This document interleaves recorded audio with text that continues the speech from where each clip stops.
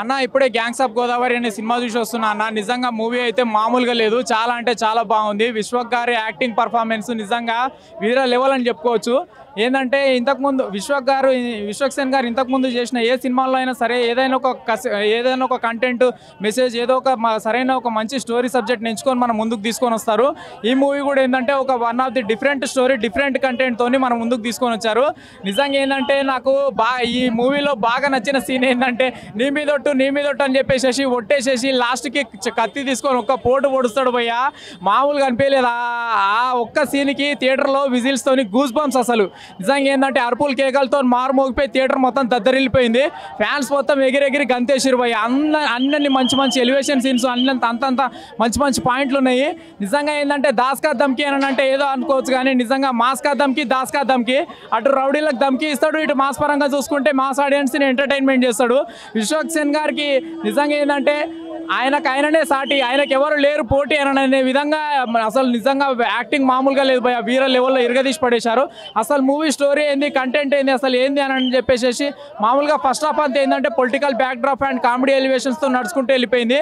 Second హాఫ్లో ఏంటంటే సాయి కుమార్ గారు ఎంట్రీ తర్వాత అసలు సినిమా ఏంది, సినిమా స్టోరీ ఏంది అనేది క్లియర్గా అర్థమైపోయింది. ఓవరాల్గా చూసుకుంటే మూవీ పరంగా ఏంటంటే one of the best movie, one of the excellent movie అన్న విశ్వక్ సేన్ గారి కెరియర్లో. కాకపోతే ఏంటంటే లాస్ట్ క్లైమాక్స్ సీన్లో హీరో నేహా శెట్టి గారికి అండ్ విశ్వక్ సేన్ గారికి ఇద్దరికి మధ్యలో ఉన్న ఒక ఎమోషనల్ సీను నిజంగా అది ఒక గుండెల్ని పిండి పడేసింది, చాలా ఏడిపించేసాడు భయ్య.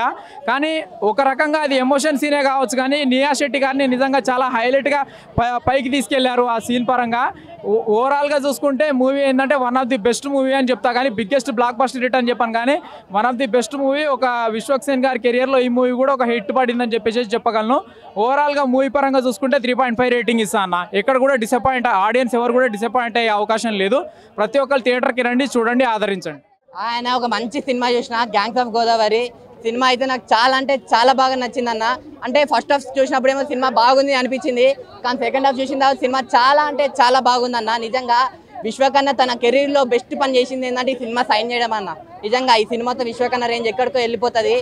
అంటే విశ్వకన్న డైలాగ్ డెలివరీ కానీ, ఆ ఫైటింగ్స్ కానీ, ఆ చేసే రొమాన్స్ ఉంటుంది చూడండి స్టార్టింగ్లో మన అంజలి గారితో, అదంతా మొత్తం వేరే లెవెల్ అనిపిస్తుంది.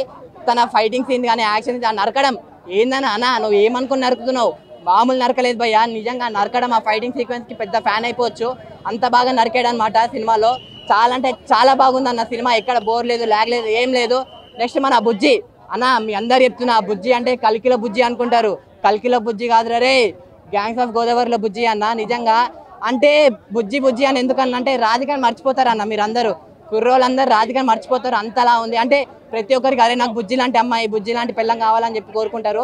అది ఇంకా మూవీ స్టోరీ గురించి చెప్పాలంటే ఒక మంచి స్టోరీ అన్న. అంటే విలేజ్ బ్యాక్డ్రాప్లో ఒక పల్లెటూరు వాతావరణంలో వాళ్ళ ఫ్రెండ్షిప్ ఎలా ఉంటుంది, వాళ్ళ బాండింగ్ ఎలా ఉంటుంది, వాళ్ళ నమ్మక ద్రోహం ఎలా ఉంటుంది, వాళ్ళ మోసం ఎలా ఉంటుంది, వాళ్ళ ఆచారాలు ఎలా ఉంటాయి, అవన్నీ చాలా అంటే చాలా బాగా చూపించారు డైరెక్టర్ గారు.